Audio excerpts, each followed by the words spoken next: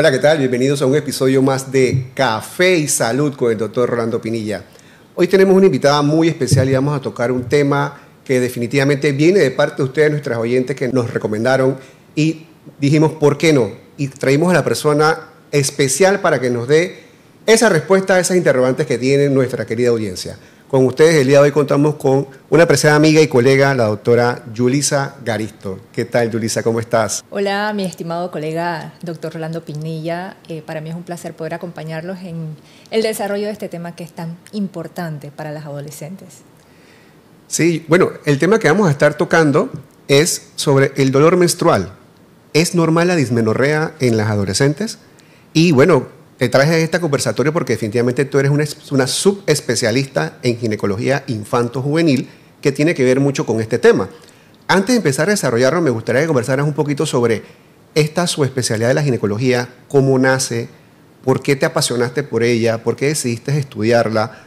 Después de haber terminado 4 años de una especialización en ginecología obstetricia, ¿es importante tener una visión hacia los adolescentes, niñas y adolescentes? Habla un poquito sobre esa especialidad y por ahí entonces abordamos el tema en mención. Cuéntanos.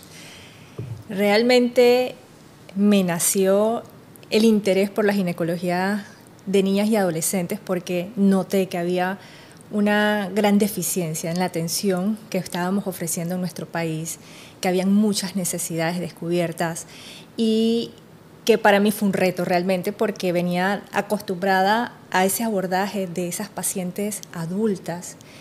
Y en una de mis rotaciones, precisamente en el Hospital del Niño, me enfrenté a una realidad distinta y ahí fue donde dije, no, esto representa algo que yo quisiera hacer, descubrir, adentrarme en este mundo, otra nueva perspectiva, y así fue como decidí entonces entrenarme, formarme en la ginecología infanto-juvenil. Y es que hay que entender que es una especialidad médico-quirúrgica donde se abordan toda una serie de problemas muy distintos. La edad representa quizás nuevas características y sobre todo la orientación, la posibilidad de poder orientar a las más jóvenes a entender su cuerpo, a conocerlo y sobre todo tomar conciencia de la importancia de ese cuidado en salud ginecológica. Y en base a lo que ellas puedan fundamentar a temprana edad, pues de esa manera también vamos a asegurar que a largo plazo puedan cuidar mejor su salud, entender mejor cuáles son los problemas, detectarlos tempranamente, buscar ayuda y sobre todo desarrollar toda una necesidad de cuidado. Claro que sí. Bueno, mira, para mí es importante, y como saben todas nuestras queridas oyentes, es la educación. Llevarles información fidedigna, que ustedes puedan utilizar, que sea creíble y definitivamente seguir educando. Antes, los problemas ginecológicos o los problemas que tenían que ver con la mujer, más que todo en la parte infantil y adolescente, era muy que todo, y me corrige si me equivoco, pero era más que todo ya hacia el pediatra. El pediatra estaba como llenando ese espacio que el ginecólogo, que por no tener este tipo de, más que todo afinidad, porque puede ser que algunos ginecólogos sí veían niñas y tenían afinidad y tenían conocimiento y estudiaban esta parte, pero no todos, y durante la formación tampoco todos recibíamos este tipo de capacitaciones hasta más o menos el 2000, si no me equivoco, 2006 en adelante, que cambia el programa de formación de médicos especialistas, donde se introduce dentro de la carrera una rotación por ginecología infanto-juvenil. Y empieza entonces este conocimiento un poquito más detallado del ginecólogo sobre los cuidados de la niña y la adolescente. Entonces, ir llenando este vacío es un reto. O sea, son pocas ustedes en Panamá.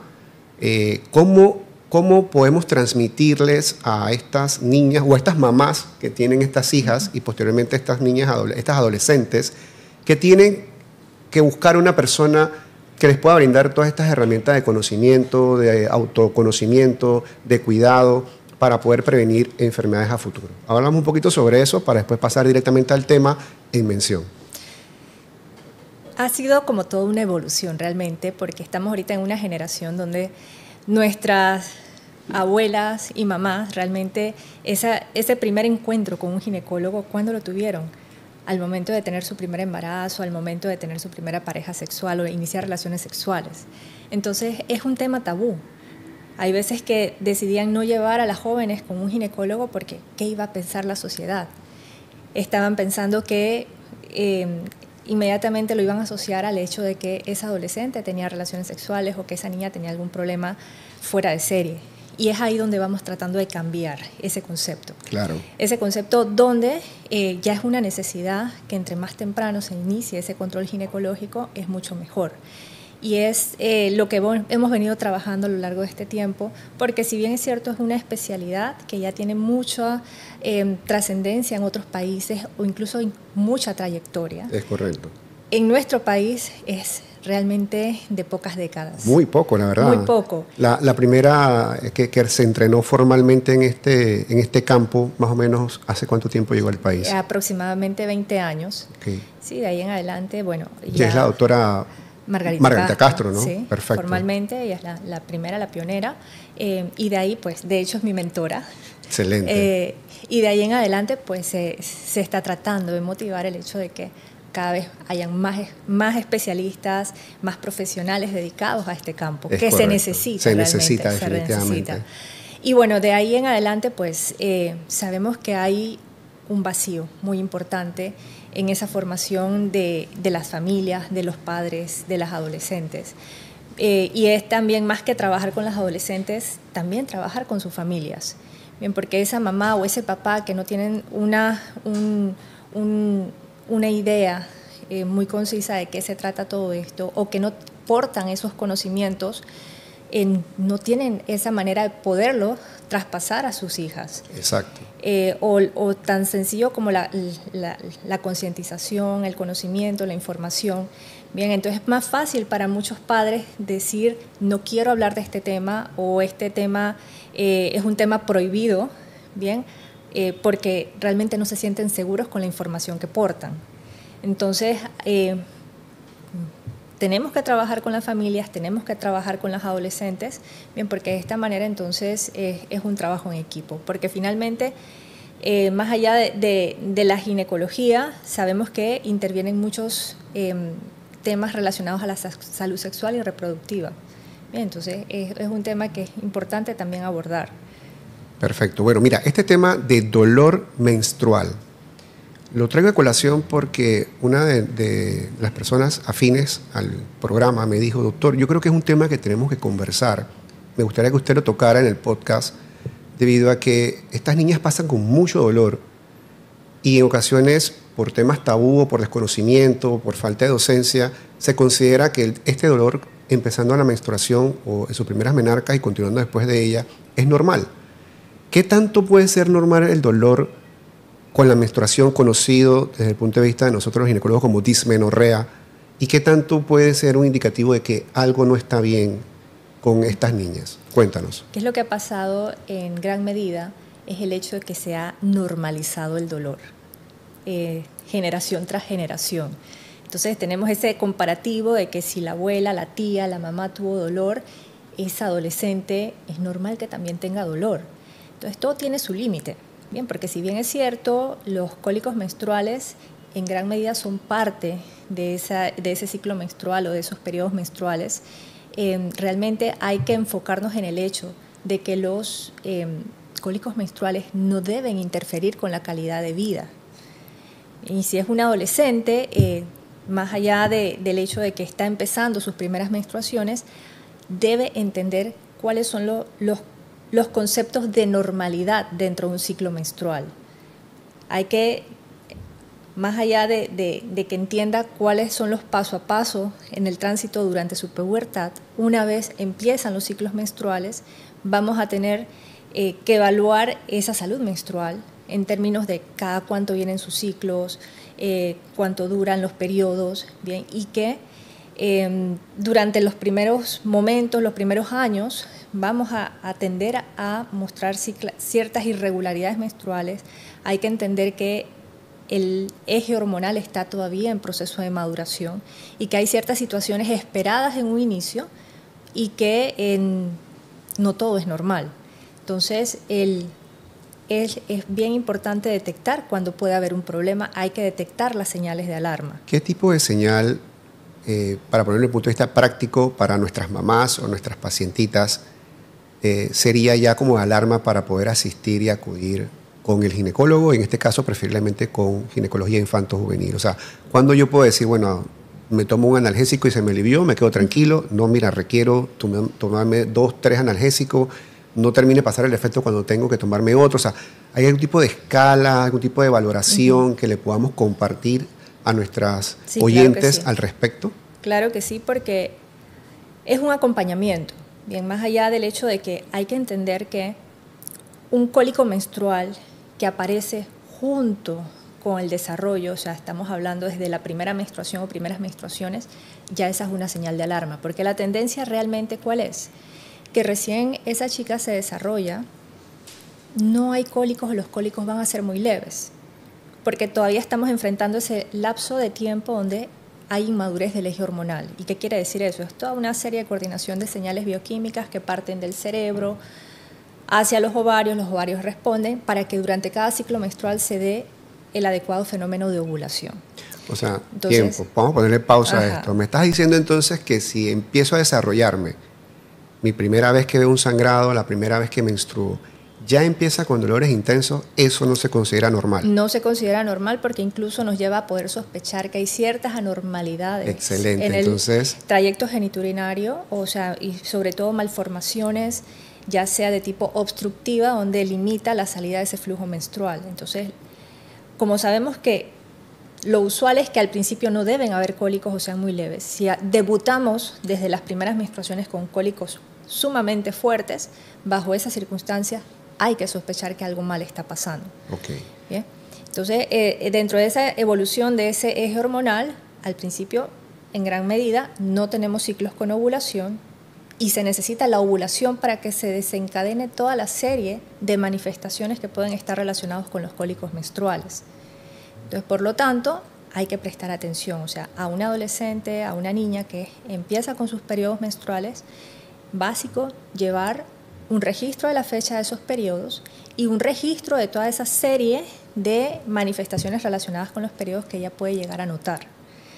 Porque de esa manera podemos analizar cómo va el patrón menstrual. O sea, que sería como el diario de una menstruación. El diario de una menstruación. Ya saben, chicas, que su primer diario va a ser el diario de una menstruación. Sí, lo pueden llevar en una hoja, en una agenda. Ahora también contamos con incluso aplicaciones del celular. También, exacto. Bien, entonces, bien orientado, bien supervisado. Esto es un recurso sumamente válido al momento de poder detectar señales de alarma. En general, yo le explico a mis pacientes que hay que entender que hay 2 tipos de cólicos menstruales, porque a veces se asume que, bueno, no tenía cólicos al principio, ahora aparecen los cólicos, algo malo está pasando, no necesariamente. O sea, el cólico no hay que normalizarlo, es cierto. Correcto. Bien, pero sabemos que dentro de este concepto de dismenorrea, que es cuando hacemos referencia a esos cólicos menstruales, pueden haber la dismenorrea primaria, por un lado, y también puede haber la dismenorrea secundaria. Para entenderlo de una manera más práctica, esa dismenorrea primaria o cólico primario es el que la gran mayoría de las mujeres podrían llegar a notar o a sentir relacionado pocos días antes del periodo o durante el periodo menstrual. Pero que si yo llevo a cabo ciertas medidas ante una molestia leve, uso ciertas estrategias, me siento mejor, ya ante una molestia un poquito más incómoda, llego al punto de tomar medicamentos, me debo sentir lo suficientemente mejor como para que ese cólico no interfiera con mis actividades diarias. Ya si ese cólico interfiere con mis actividades, a pesar de seguir un tratamiento médico, ya sea con antiinflamatorios, esa prueba terapéutica no nos resultó favorable. De hecho, el siguiente paso que proponemos es una prueba terapéutica de antiinflamatorios junto con tratamiento hormonal, sobre todo de la línea de anticonceptivos por algunos ciclos menstruales. No vemos mejoría. Bajo esas circunstancias es que empezamos a sospechar en un adolescente que podríamos estar enfrentando dismenorrea secundaria. ¿Y a qué se trata la dismenorrea secundaria? Ya secundaria a una patología, a una enfermedad. Entonces, por eso es que es tan importante prestarle atención a los cólicos, porque si yo tengo a esa adolescente que ya ha recibido el tratamiento adecuado, no tiene mejoría, entonces la principal causa de dismenorrea secundaria en adolescentes, ¿cuál sería? La endometriosis. Estimamos que hasta el 90% de esas dismenorreas secundarias van a ser producto de endometriosis. Wow, tan tempranamente se puede padecer entonces esta enfermedad. Sabemos que endometriosis es una condición crónica donde desafortunadamente el diagnóstico está resultando muy tardío. Correcto. Entonces tenemos mujeres de 25, 30, 35 años donde realmente cuando vemos hacia atrás los primeros síntomas, las primeras manifestaciones, de hecho las empezaron a manifestar desde que eran adolescentes. Entonces no hay mejor momento de la vida que diagnosticar la endometriosis que en la adolescencia, cuando podemos ponerle un freno a toda esa serie de secuelas que nos puede dejar y no cuando ya estamos entonces bajo ya una enfermedad avanzada en esa etapa adulta de la vida. Ok, hagamos pausa aquí un momentito porque esto tenemos que desarrollar un poquito más. Esta pausa quiero que la hagamos porque definitivamente una enfermedad como la endometriosis, poder darnos cuenta desde muy temprana edad que podemos padecer de ella sabiendo las consecuencias, que después hablaremos de ese tema más adelante, las consecuencias que puede tener la endometriosis en la salud sexual y reproductiva de estas adolescentes, posteriormente mujeres, que es impactante, además del dolor pélvico crónico. Quiero que hablemos un poquito sobre qué es la endometriosis y, bueno, qué señales tendremos que buscar desde tan temprana edad para poder hacer el diagnóstico y evitar que nuestras pacientes sufran de las consecuencias de esta tremenda enfermedad. Primero yo diría que habría que comprender de qué se trata la endometriosis. Correcto. Para que nos comprendan, bueno, el endometrio es un tejido que recubre el útero por dentro. Durante cada ciclo menstrual, la misión de ese endometrio es descamarse con la menstruación. Una vez se descama, nuevamente se regenera, porque el objetivo es que ese endometrio esté listo en caso tal de que ocurra un embarazo. El embarazo va a implantarse en algún sitio de ese endometrio, en el interior obviamente del útero. No se da el embarazo, otra vez se vuelve a descamar. Ahora, ese tejido debería estar exclusivamente en el interior del útero, pero bajo circunstancias que todavía no se explican muy bien, ese endometrio empieza a proliferar en otros sitios, como por ejemplo el interior de las trompas del útero, en el ovario, en la superficie de los órganos vecinos al útero y a los ovarios, o en sitios incluso muy distantes al útero. A eso es lo que se le llama endometriosis. Esa endometriosis en las adolescentes, generalmente la mayoría de los síntomas pueden estar asociados a cólicos menstruales severos que no mejoran cuando hacemos el tratamiento con medicamentos, y un tratamiento que debe ser guiado por el especialista. Bien, un error sumamente común que cometen las adolescentes es automedicarse. Muchas veces se quedan en dosis por debajo de lo necesario de los antiinflamatorios y ahí es donde realmente piensan que están enfrentando un problema porque el problema no se soluciona. Claro, entonces parte importante es uno, identificar que es bueno desde muy temprana edad tener este vínculo o esta relación con tu ginecólogo infanto-juvenil para empezar a conocer tu cuerpo. Y cuando viene la primera menstruación, saber si todo esto que está sucediendo es normal y tener un poquito de autoconocimiento y autocuidado. Entonces, para ir puntualizando, durante las primeras menstruaciones no es normal tener un dolor. Eso es importante que lo sepamos, lo tomemos en cuenta, check. Si empezamos a tener dolor después de los ciclos subsiguientes, que es donde ya empezamos a madurar todo el sistema, todo el proceso o el ciclo menstrual, este dolor con medidas básicas, como cuáles, dame un ejemplo, pueden empezar a mejorarse. Cuando hay cólicos, entiendan que los cólicos pueden iniciar incluso antes del periodo, pocos días antes del periodo, y generalmente pueden coincidir con los primeros días del periodo cuando ese flujo menstrual es más abundante. Ahora, Los cólicos leves, me refiero a esa sensación de incomodidad, calambre, parte baja del vientre, que generalmente no se asocia a ningún otro síntoma. Y si se asocia a otros síntomas, puede que sea dolor de cabeza, náuseas, vómitos, diarrea, claro, bien debilidad, mareos. Básicamente, muchas veces el simple hecho de descansar un rato o valerse de calor local, compresas con agua tibia, bolsas con agua tibia, un pat eléctrico, parches térmicos. Otra medida básica podrían ser ciertos tipos de infusiones o té. Excelente. Se reconoce que el té, por ejemplo, de canela, manzanilla, jengibre o cúrcuma contienen propiedades antiinflamatorias. La cúrcuma es excelente. Tiene varios estudios, la verdad. Sí, realmente sí está muy validado. Hay quienes también podrían valerse de la actividad física. Durante este momento de actividad física el cuerpo libera endorfinas, que se reconoce también como un analgésico natural. Hay quienes pueden también valerse de la aromaterapia. Bien. Son estrategias básicas que si yo las utilizo, yo me puedo sentir lo suficientemente bien como para que ese cólico o desaparezca, o si se queda ahí, por lo menos me permita desenvolverse en mi rutina diaria. Perfecto. Todo esto antes de pasar a los antiinflamatorios. Sí, a medicamentos como tal. Esto ya no me resulta. A pesar de esto me siento incómoda, tengo que faltar a clases, voy a clases y tengo que estar constantemente yendo a la enfermería, o tienen que estar llamando a mis papás para que me vengan a buscar a la escuela, al colegio. Bajo esas circunstancias, vale la pena entonces empezar los antiinflamatorios. Correcto. En el uso de los antiinflamatorios a veces enfrentamos muchos tabúes también, porque está el hecho de que no quiero, de parte de los padres, no quiero que se acostumbre a tomar medicamentos. Que se haga dependiente. O incluso que se haga dependiente. Incluso las mismas adolescentes también lo manifiestan. Es que yo no quiero acostumbrar a mi cuerpo a tener que estar tomando medicamentos. Claro. O que eso me va a hacer daño, o que, en fin, o también son jóvenes y a veces no saben tragar pastillas. También. Entonces, como no saben tragar pastillas, no conocen las alternativas que tenemos para recibir ese manejo con los antiinflamatorios. Sí.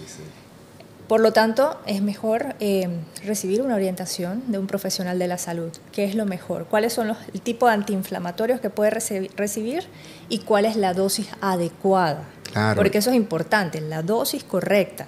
Para cada, sí, dependiendo de la edad, del peso, todas estas cosas, porque eso depende de ello. Y también, como mencionaste, las vías, hay muchos que son hasta tópicos también. Exacto. Que pueden ayudarlas un poco. Y saber que hay también adolescentes que son alérgicas a ciertos antiinflamatorios. Es bien importante. Y hay que buscarle también sus alternativas. Entonces, eso de que a veces lo toman por cuenta propia, toman la dosis que no es la correcta, obviamente el medicamento no les va a surtir efecto y viene entonces esa frustración o ese concepto es que ¿para qué tomo medicamentos si el medicamento no me sirve?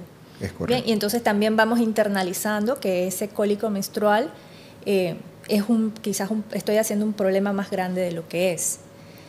Por esa razón necesitamos la guía del especialista, vuelvo y repito, por el hecho de que vamos a ofrecer esa guía, esa orientación, cuál es la ruta que vamos a necesitar seguir, trazar para manejar esos cólicos menstruales de la manera correcta.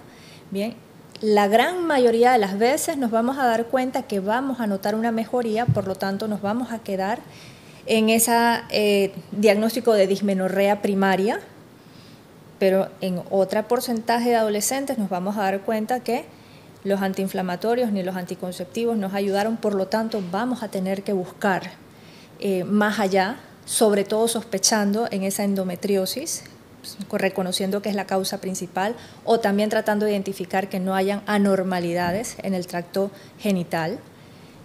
Y eso necesita una evaluación mucho más detallada, mucho más profunda. Claro, entonces ya como hemos hecho una pausa y ya definimos y describimos qué es la endometriosis, la forma de poder sospechar de esta enfermedad siendo una de las principales causas de dolor o dismenorrea severa, porque después vamos a pasar a definir qué es secundaria A, sino que ustedes, mis queridas amigas, niñas, adolescentes, queridas mamás, si estamos viendo que hemos pasado por todas estas etapas que acabas de mencionar, donde empezamos con medidas de relajación, con calor local, con infusiones, no funcionó, empezamos con medicamentos bien indicados por el grupo médico especializado y a pesar de esto, con la dosis apropiada, continúa entonces el dolor y la molestia, las incapacidades de estas niñas que no van al colegio, que no pueden mantener sus actividades cotidianas, tenemos que sospechar, vienen entonces las señales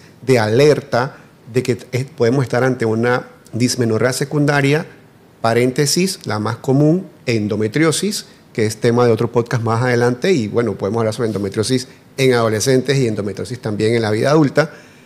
Hay que sospechar esta patología. Entonces, cuéntanos, desarrolla un poquito más sobre esto, cómo llegan donde ti, qué herramientas utilizas tú para realmente cerciorarse de si tienen o no esta patología y qué otras posibles causas de dolor o dismenorrea secundaria que mencionaste anatómicas pudiesen existir y que tengamos que investigar. Así es. Muchas pacientes llegan al consultorio por distintos motivos de consulta. Otras sí van a llegar específicamente porque están pasando este tipo de este problema, lo que ellos reconocen como un problema de específicamente cólicos menstruales. Aquí, ¿qué es lo importante? Primero, elaboramos un interrogatorio. Yo tengo que conocer qué es lo que está pasando con mi paciente, conocer cuál es su historial. Y en base a esto, entonces, yo le voy preguntando cuándo fue la primera menstruación, cuáles son las características de sus ciclos menstruales, si están llevando un registro de la fecha de sus menstruaciones, cada cuánto está viniendo, cuánto están durando, la cantidad, y hacemos un interrogatorio muy detallado en base a las características de sus cólicos menstruales. Esa es información que las adolescentes deberían reconocer o también estar atentos los padres, claro, a cualquier queja o cualquier comentario que tengan las adolescentes con respecto a sus cólicos. Y en base a esto, ¿en qué momento aparecen los cólicos menstruales? Si es antes, durante o incluso persisten después de que se haya terminado el periodo menstrual. Tratar de dilucidar cuál es la intensidad, si es un cólico leve, si es un cólico tolerable, que ellas consideran que no tienen que hacer absolutamente nada y que es algo llevadero. O que si ya ese cólico está pasando a una intensidad moderada o severa, y adicional si se acompaña de algún otro síntoma. Generalmente los síntomas que pueden estar asociados a los cólicos menstruales tienen que ver con dolor de cabeza, náuseas, vómitos, sensación de mareos, palidez, desmayos, febrícula o fiebre, diarrea o cambios en la consistencia de sus evacuaciones. Una vez hemos identificado esa serie de síntomas, entonces les preguntamos qué hacen para tratar de aliviar esos síntomas, cuál es su rutina durante cada periodo menstrual. Hay quienes dicen yo no hago nada, yo simplemente dejo que pasen. Hay otras que dicen cuando no aguanto más entonces me tomo una pastilla. Entonces si toman medicamentos, que nos expliquen cómo lo están tomando, qué medicamento están tomando, cada cuánto, en qué momento lo comienzan y si les está resultando de la manera como lo están usando. Así ya nos vamos dando un termómetro de básicamente cuál es la intensidad de ese cólico, cuál es la respuesta que tienen a las estrategias que está implementando en casa y cuáles son las correcciones que vamos a tener que hacer en el tratamiento, ¿bien? O empezar un tratamiento completamente nuevo. Claro. Entonces es bien importante que explicarle al adolescente qué son los cólicos. Durante esa consulta me tomo el trabajo de decirle qué son los cólicos menstruales, por qué se manifiestan, que son consecuencia de una serie de sustancias inflamatorias que el mismo útero, el endometrio, va liberando y que esas sustancias inflamatorias son las responsables de toda esa serie de sintomatología que puede llegar a manifestar. Y que por lo tanto lo ideal es que si es un cólico que ya está incomodando fuertemente, cuál es el objetivo de tomar los antiinflamatorios y plantear un seguimiento. Claro. Porque si yo te doy una receta de antiinflamatorios y no nos volvemos a ver en mucho tiempo, no tengo la plena seguridad de que estás cumpliendo adecuadamente ese tratamiento. Claro, son adolescentes, ¿sí? ¿No? Entonces, hay otras claro, cosas también que son más importantes para ellas. Y pasa muchas veces, las veo 3, 4 meses después y resulta que no consiguieron el medicamento o se les olvidó tenerlo en casa o llevarlo a la escuela, o que fueron entonces a la enfermería de la escuela y le dieron otro medicamento completamente distinto a una dosis que no es la ideal, bien, o que hubo algún tipo de reacción a la hora que lo tomaron. Entonces, es sumamente importante el seguimiento, bien, y plantearnos límites de tiempo, plazos, porque no es lo mismo decir nos vemos en un año a que nos vemos en 3 meses. Si en 3 meses logro identificar que ese tratamiento no le ha funcionado, yo tengo que seguir avanzando en la ruta de tratamiento. Yo tengo que entonces ofrecerle, a sumarle a ese tratamiento con antiinflamatorio algún tratamiento hormonal. ¿Bien? Y una pregunta, en este avance que vas haciendo, que obviamente debe tener sus tiempos, porque no podemos permitir que un paciente demore un año todavía y no podamos descubrir que tiene una patología de fondo pensando en que es normal todavía lo que está padeciendo. ¿Cuándo ya tú tomas la decisión de que hay que hacer una evaluación diferente para poder descartar o confirmar que tenemos un caso de una endometriosis? Cuando, por ejemplo, yo le doy plazo a mis pacientes, como dicen, no los podemos dejar así de que nos vemos en 1 año, 2 años, no. O nos vemos cuando ya no aguantes más otra vez, no.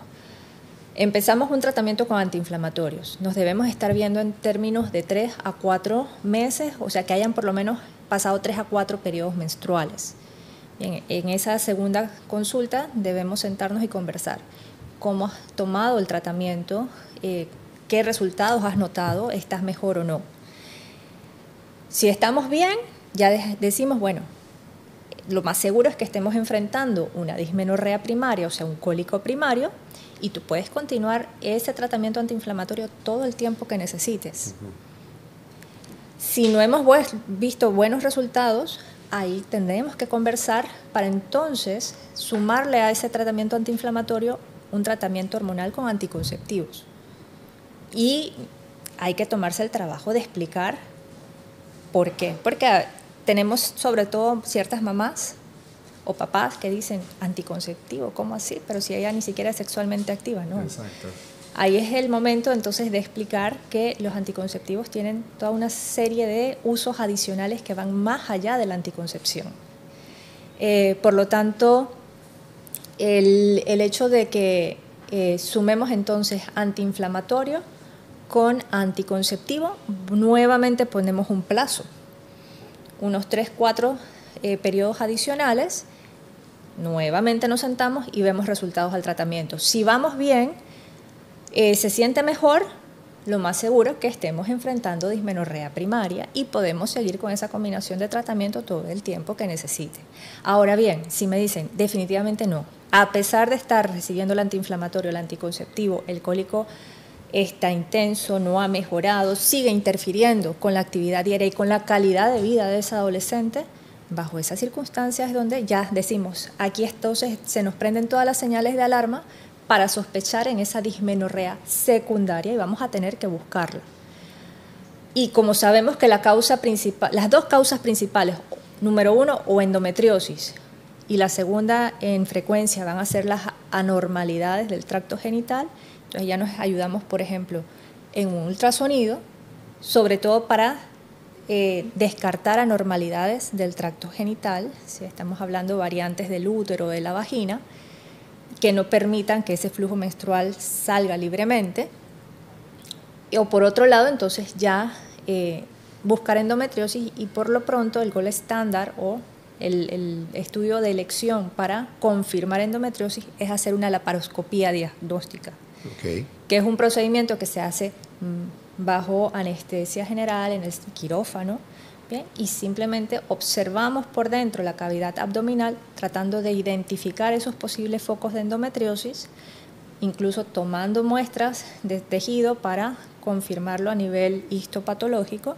Bien, iniciar tratamiento liberando adherencias o quemando focos de endometriosis si se logra identificar, y ahí entonces cambiar el tratamiento en gran medida a lo que ya sabemos van a ser tratamientos dirigidos específicamente contra endometriosis. Ok, perfecto. Entonces, la laparoscopía, para que podamos tener una idea de qué se trata, es introducir a través del ombligo una pequeña camarita y podamos entonces visualizar todas estas estructuras y buscar estos datos que nos hagan pensar o sospechar de que esta dismenorrea persistente es una dismenorrea secundaria entonces a esta patología endometriosis. Perfecto. No, yo creo que hemos ido abarcando bastante bien todo este tema del dolor menstrual, sobre qué es normal, cuáles son las medidas iniciales básicas que podemos tomar, cómo podemos pasar entonces a un segundo rol o de manejo o tratamiento y cuándo debemos de sospechar entonces que se trata de una patología un poco más importante que requiere incluso una intervención quirúrgica en el salón de operaciones como una laparoscopía, porque no es de buenas a primeras que vamos a llevar a un adolescente al salón de operaciones a someter a anestesia y a una cirugía. Entonces creo que lo has explicado muy bien, me parece que ha quedado bastante claro, así que te cedo el micrófono ya para ir terminando este podcast e instruyendo, dando consejos, recomendaciones, un resumen de lo que quieras decir o algo más que quieras agregar y definitivamente que por favor nos digas dónde te podemos contactar porque cada vez que tenemos una niña la vamos a enviar contigo porque esa es una subespecialidad de la ginecología obstetricia que ha llegado a Panamá porque en otros países está hace mucho tiempo y bueno, ya aquí también tiene bastante tiempo trabajándose, pero ha llegado para quedarse. Creo que es una necesidad, que es importante, que tenemos que apoyarnos con ustedes y que cada día se necesitan más de ginecólogos o ginecólogas que se dirijan a este campo donde podamos ayudar a nuestras niñas y nuestros adolescentes. Mi mensaje para todas las madres, padres y adolescentes desde el punto de vista de manejo de sus cólicos menstruales, aquí lo importante que es, primero, conocer su cuerpo, saber qué es lo normal, de esa manera podemos detectar más oportunamente cualquier problema que pueda estar ocurriendo y conocer sus ciclos menstruales. Y una vez surjan cólicos menstruales, porque sabemos que eso es algo que es muy impredecible de mujer a mujer, o incluso en una propia mujer eso puede variar a lo largo de toda su etapa en que están menstruando. En realidad, si hay cólicos menstruales, no normalicemos el dolor, por favor. Bien, si era normal para mi abuela, para mi tía, para mi hermana o para mi mamá, no tiene por qué ser normal para mí. Un cólico menstrual es cierto, puede estar presente, pero no debe interferir con nuestra calidad de vida, no debe interferir con nuestras actividades cotidianas. Si ya es un cólico menstrual que con medidas básicas no logro controlar, bajo esas circunstancias es mejor pedir la asesoría de un especialista que me pueda orientar cuál es el mejor tratamiento que necesito en ese momento y en ese sentido ajustarme a las indicaciones médicas, llevar un control de esa situación y de esa manera pues ya podemos quedar más tranquilas si simplemente estamos enfrentando un cólico primario, un cólico que a la mayoría de las mujeres le puede pasar o ya en todo caso lograr diferenciar específicamente si ese cólico es secundario a una patología o a una enfermedad, que sin duda esto va a requerir una atención mucho más expedita y mucho más a largo plazo. Por lo tanto, no menosprecien su cuerpo, aprendan a cuidar su salud menstrual y en ese sentido pues tomar conciencia de que es un cuidado que deben iniciar desde, sobre todo, temprana edad, y estamos hablando desde que inician los cambios de pubertad, continuamos con el inicio de los ciclos menstruales y de ahí en adelante pues es un cuidado que hay que mantener prácticamente por el resto de la vida. Pues en todo caso, si necesitan de mi apoyo, con mucho gusto pueden encontrarme en The Panama Clinic, en la Torre B, consultorio 2204, y me pueden ubicar a través de mis redes sociales, en Instagram, doctora, la palabra completa, doctora Garisto, y ahí van a encontrar muchísima más información que les puede servir y también todos mis datos de contacto. Bueno, la verdad que para mí, por cuestión de tiempo, obviamente, tuvimos que acortar un poco este episodio que da para mucho más y que definitivamente ha sido de amplia provecho, tanto para mí como para todas nuestras oyentes, y quedamos entonces para otros futuros episodios. Ya tengo un par de temas aquí en la mente que podemos ir tocando. Definitivamente te agradezco por sacar tu tiempo, por estar aquí, por compartir tu experiencia, tus conocimientos, que definitivamente es lo que buscamos con este podcast, es llevar información que sea útil y que sea fidedigna para todas nuestras oyentes a través de estas redes de Café y Salud con el Dr. Rolando Pinilla, que, como saben, lo pueden ver a través de nuestras plataformas en Spotify y en YouTube. La verdad es que no me queda más que agradecerte y sabemos que vamos a contar contigo en otros futuros episodios, probablemente muy cortos, ya estoy pensando en ello. Y nos despedimos entonces de aquí, Café y Salud, con el doctor Rolando Pinilla, junto con la doctora Yulisa Garisto, ginecóloga infanto-juvenil. Muchas gracias. Gracias a ti también. Hasta pronto. Bye, que estén Chao. bien.